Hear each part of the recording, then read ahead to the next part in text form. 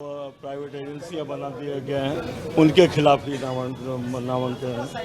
और सरकारी संपत्तियों को जो बेचा गया है, भोपाल में मिंटो हॉल विधानसभा को बेचा गया है, रेलवे स्टेशन को बेचा गया, हबीबगंज रेलवे स्टेशन PHCL बेचने की तैयारी है और उनके खिलाफ ये नामांकन है। स्मार्ट सिटी के नाम पे हजारों 5 साल की योजना 10 साल में पूरी नहीं हुई और हजारों करोड़ रुपए निकाल लिया, मात्र 2 चौड़ी सड़कें बनाई है, उनके खिलाफ ही नामांकन है।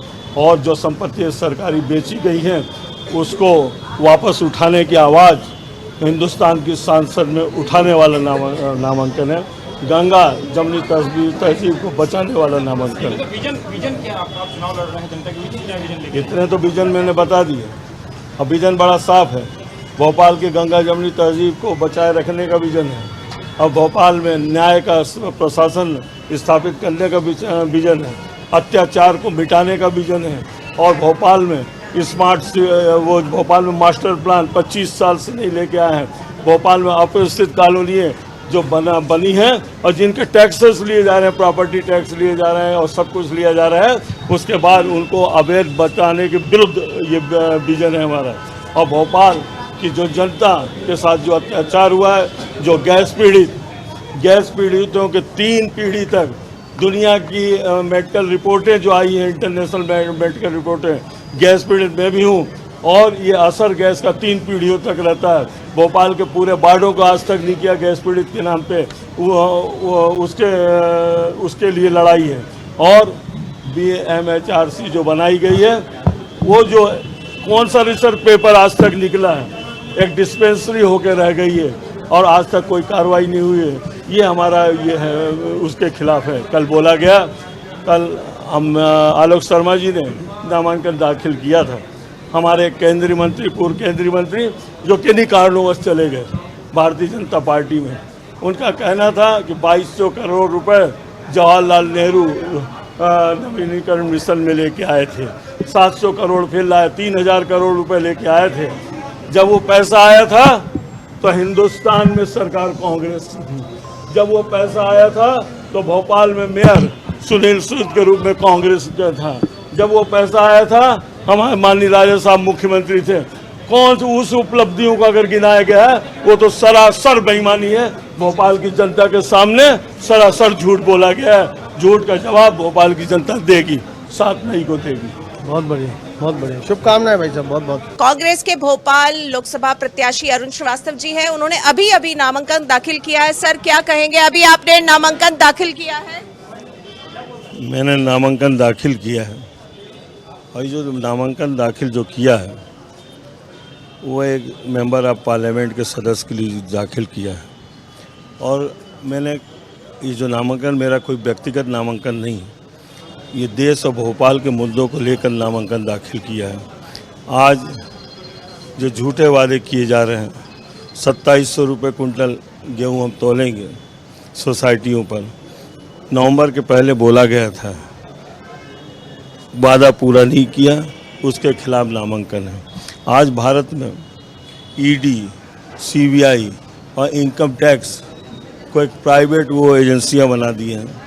141 आदमी पर ED की नोटिस जारी हुई और 131 लोगों ने जब BJP ज्वाइन कर लिया और 3 उनमें से जो सांसद का चुनाव लड़ रहे हैं उनके खिलाफ ED की कार्रवाई समाप्त कर दी गई और दूसरा 20 के खिलाफ चालू है। लोकतंत्र की जो हत्या करने का प्रयास किया गया है, मुख्यमंत्रियों को जेल में बैठा करके, उनसे पूछो तो जब संजय सिंह का जमानत आवेदन पे सुप्रीम कोर्ट ने पूछा तुम आरोप बताओ शासन से, तो आरोप नहीं बता पाए, जमानत हो गई। और हिंदुस्तान का कानून बड़ा साफ है और जो अत्याचार कर रहे हैं उनको कभी छोड़ेगा नहीं और जो निर्दोष अंदर कर दिए गए हैं उनको हमेशा हिंदुस्तान का कानून छोड़ेगा, मुक्त करेगा। और वो हिंदुस्तान की अदालत में सबसे पहली मेरी जो आवाज़ उठेगी, जो अवैध कार्रवाइयाँ करते हैं, एजेंसियों से डराते हैं, सरकारी एजेंसियों को प्राइवेट रूप में उपयोग करते हैं, उनके खिलाफ मेरी आवाज़ है और ये पहली आवाज़ हिंदुस्तान के संसद में मैं उठाऊंगा। आज जो है पहले चरण का मतदान है, छिंदवाड़ा भी उसमें है, क्या कहेंगे? छिंदवाड़ा में भी हमने देखा किस तरह से कमलनाथ जी को, नकुलनाथ जी को घेरने की कोशिश की गई है। पहली दफ़े मैंने सुना है कमलनाथ जी के यहाँ ईडी सीबीआई इनकम टैक्स ना भेज के भेज दिया लोकल पुलिस को। पुलिस को भी अपना हथियार बना लिया। अब आगे जाके गांव के चौकीदार को भी हथियार बनाएंगे। जो भी सरकारी एजेंसी दिखेगी छोटी मोटी, ये अपने हथियार के रूप में उपयोग करेंगे। ये इनकी मानसिकता है और ऐसी मानसिकता का अंत इस लोकसभा चुनाव में होगा और इंडिया गठबंधन चुनाव जीतेगा। और जो दिल्ली की सरकार है वो सरकार, मैं यहाँ से बोल रहा हूँ, सरकार नहीं रहेगी। आप कैसे इतने कॉन्फिडेंट है? ये जो भोपाल की लोकसभा सीट है, यहाँ से कमल खिलता रहा है, हम लोग कई साल से देख रहे हैं, पिछले बार भी हमने देखा था। जिन मुद्दों पे खिला था पिछले बार प्रज्ञा जी के नाम पे 5 साल हो गए। अब आप नीचे जाइए, अगल बगल जाइए, 500 आदमियों से पूछे कि प्रज्ञा बहन को कभी भोपाल की सड़क पे देखा, भोपाल की किसी समस्या का निराकरण करते हुए देखा? उन्होंने किसी की समस्या नहीं सुनी और दिल्ली में रही। भोपाल का सांसद मात्र गिनती के लिए हो गया था। इनके जो गिनती में एक शामिल हो जाए, ऐसा भोपाल को शामिल किया गया था, अब शामिल नहीं कर सकते। कल डॉक्टर मोहन यादव मुख्यमंत्री ने दावा किया है कि रिकॉर्ड मतों से जो बीजेपी के प्रत्याशी हैं आलोक शर्मा जी, वो जीत हासिल करेंगे। भाई ऐसे दावा जो करा जाता है, बड़े रिकॉर्ड रूप से मुख्यमंत्री बन गए। 3 मुख्यमंत्री बनाए गए पहले, राजस्थान, छत्तीसगढ़, ये सब रिकॉर्डेड मुख्यमंत्री हैं। ये जो ऐसे बनाया गया, घूमते घूमते बिना विजन के आदमी को, जिसकी कभी सोच विकास की नहीं रही, जिसकी राजनीतिक सोच नहीं रही, जो बोलते हैं कि ये हमने इसको मुख्यमंत्री का प्यादा बना दिया। प्यादों से सरकार नहीं चलती, प्यादों से कभी सरकार नहीं चली है। एक विजन वाले आदमी से सरकार चलती है। विजनहीन लोगों को मुख्यमंत्री अगर बनाते हैं तो ये भारी भूल है। और आज हम बता दें, हमें खुशी इस बात की है, हमें खुशी इस बात की है कि बीजेपी की गारंटी कहीं नहीं है, कहीं नहीं लिखा गया है। दूसरे की गारंटी लिखी जा रही। मतलब बीजेपी सुन लो गई। 6 अप्रैल को बीजेपी ने अपना स्थापना दिवस बनाया 4, 6, 10 कांग्रेसियों को बुला के 5 हम पे लौटाए, बुला के 6 आदमियों को लेकर अपना स्थापना दिवस कम से कम मना लिया उन्होंने। तो कांग्रेस में भगदड़ की स्थिति पे क्या कहेंगे? मध्य प्रदेश में सबसे ज्यादा कांग्रेस के नेता बीजेपी जा रहे हैं। हमारे यहाँ कौन सा भगदड़ है?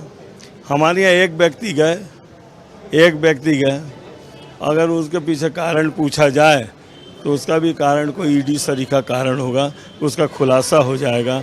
हमारे विधायकों को तोड़ लिया गया, आदरणीय कमलनाथ जी की सरकार को गिरा दिया गया पैसों के दम पे। और जब सरकार गिराने के बाद में आज हमारे नेताओं को तोड़ा जा रहा है, हमारे नेताओं के ऊपर दबाव डाला जा रहा है। देखिए, नेता को तो दबाव डाल सकते हैं, लेकिन फक्कड़ कार्यकर्ताओं पे कोई दबाव नहीं डाल सकते। आपका जैसे आपको टिकट दिया गया है, आपको टिकट दिया गया है, अगर हम बात करें तो लगातार बात होती है, बीजेपी आरोप लगाती है परिवारवाद की, लेकिन आप एक कार्यकर्ता रहे हैं, लगातार कांग्रेस से जुड़े रहे हैं और आपको लोकसभा का टिकट दिया है, तो ये भी आप एक तरह से अगर हम देखें तो कांग्रेस जो है बीजेपी का आरोप है उसका जवाब दे रही है। मैं कांग्रेस ने सीधा जवाब दे दिया। कांग्रेस ने एक कार्यकर्ता को टिकट दिया है और बीजेपी ने हमारे अकाउंट को कांग्रेस का सीज कर दिया। हमारे पास आना पाई नहीं चुनाव लड़ने के लिए। एक नोट एक वोट का हमारा जो कार्यक्रम चल रहा है, एक बड़ा कार्यक्रम हमारा चल रहा है, उसके तहत हमारे पास पैसा इकट्ठा हो रहा है, हम चुनाव लड़ रहे हैं। और हमारे कार्यकर्ताओं ने बोल दिया बीजेपी खाते सीज कर सकती है, लेकिन कार्यकर्ताओं के पॉकेट को सीज नहीं कर सकती। आप लोगों के जोश को सीज नहीं कर सकती है। भाई बीजेपी छोड़, बहुत छोटी चीज है। हिंदुस्तान में जब अंग्रेजों का राज था, जिसके सूरज का अंत नहीं होता था, वो हमको नहीं रोक पाया। ये क्या है हमारे आगे? हम कांग्रेस एक आंदोलन है और यह आंदोलन चलता रहेगा। यह आंदोलन विकास का है, यह आंदोलन नीतियों का है, यह आंदोलन हिंदुस्तान के अमन और चैन कायम रखने का है। यह आंदोलन चलेगा और चलता रहेगा। आप किस मुद्दों से आप जनता से कनेक्ट हो रहे हैं? भाई मुद्दा बड़ा साफ है। भोपाल की गंगा जमनी तहजीब को बनाए रखना है, अत्याचार के राज को ख़त्म करना है, धौंस धमकी वाले शासन को ख़त्म करना है, भोपाल में निर्विघ्न शासन हो ऐसी व्यवस्था करना है, भोपाल के बेरोजगारों के लिए लड़ाई लड़ना है। और आईटी हब की बात की, आईटी हब नहीं, इरिगेशन का कोई साधन नहीं, और सरकारी संपत्ति बेच डाली, ये सब मुद्दे हैं। विधानसभा बेच डाला हमारा, मिंटो हबीबगंज रेलवे स्टेशन बेच डाला। और मैं आपसे बताना चाहता हूँ, पहली आवाज़ जो उठेगी संसद में, हमारी बिकी हुई संपत्तियों को वापस करने की उठेगी। हम जो हमारी सरकारी संपत्ति बेचा है इसको हम वापस लेंगे, किसी कीमत पे वापस लेंगे। हमसे बातचीत करने का बहुत बहुत शुक्रिया। हमारे साथ संजीव जी भी हैं, क्या कहेंगे? बस संगठन के व्यक्ति को पार्टी ने टिकट दिया है, बहुत लंबे समय से अनुभव है।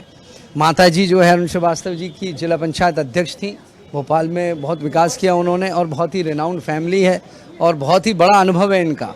चूँकि वकालत से जुड़े हैं तो आम जनता के प्रति जो संवेदनशील कानून है उनके विषय में जानकारी, और भोपाल के लिए वेदना भी है कि भोपाल जो है बहुत पिछड़ा है। तो मैं समझता हूं कि आप देख ही रही हैं इतना बड़ा हुजूम है, बहुत अच्छा इस बार पार्टी चुनाव लड़ रही है, और कार्यकर्ता स्वयं अपनी जेब से खर्चे का भी इंतजाम कर रहा है और जो है वो वोट का भी इंतजाम कर रहा है। चलिए, हमसे बातचीत करने का बहुत बहुत शुक्रिया। तो हम लोगों ने बात की अरुण श्रीवास्तव जी से, जो कांग्रेस के भोपाल के लोकसभा उम्मीदवार हैं और एकदम आत्मविश्वास से लवरेज हैं। उनका कहना है कि बीजेपी खाते सीज कर सकती है, लेकिन जो कार्यकर्ताओं में जोश है उसे नहीं खत्म कर सकती है।